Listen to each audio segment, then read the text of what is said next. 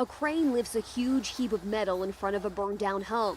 The man behind the controls knows where every one of those steel beams used to be. Took a lot to put them in there. Dave Roberts built his entire 5,000 square foot house. These two hands. It was lost in the Harmony Grove wildfire in May.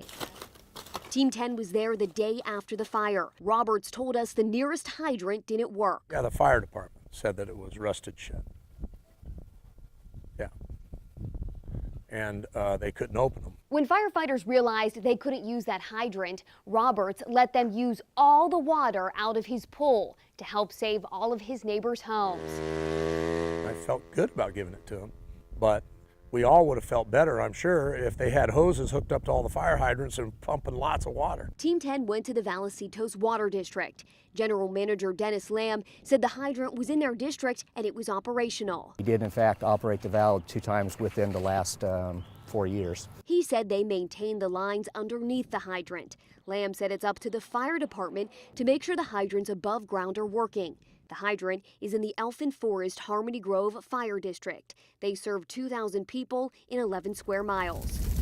Fire Chief Frank Toohey told me the department can't use these fire hydrants. They are too high pressure, and the firefighters don't have the equipment to open them. He worked for the department when they were installed in the 80s. We were told at the time that these are really not hydrants. Don't consider them hydrants. They're too high pressure. They're not for us to use. So actually they're off our radar. There are 5 high-pressure hydrants like the one near Roberts' home. They're all a part of the Elfin Forest Harmony Grove Fire Service area. Your area is 11 square miles, and there's 2,000 people in there, and you couldn't use 5 of the hydrants. Again, you keep calling them hydrants. We never considered them hydrants.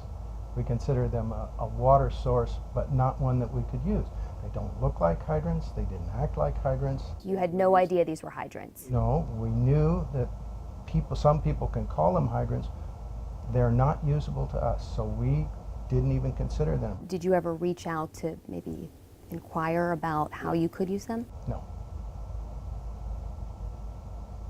Is there a reason why? You know, it was just at that time it didn't seem possible to use them. Chief Toohey told me repeatedly this was not important. What happened in the past, how they got there, who put them there, why they're there, that's not really the issue. But we have to figure out why these hydrants were there that no one could use. Again, I'd like to stay on the positive. I called County Supervisor Bill Horn to get a resolution. How does this happen? Well, they were old, I guess they were old hydrants put in the 80s. And they hadn't been upgraded. Horn's office agreed to split the cost to replace the hydrants. So if something didn't work, I want to fix it right away.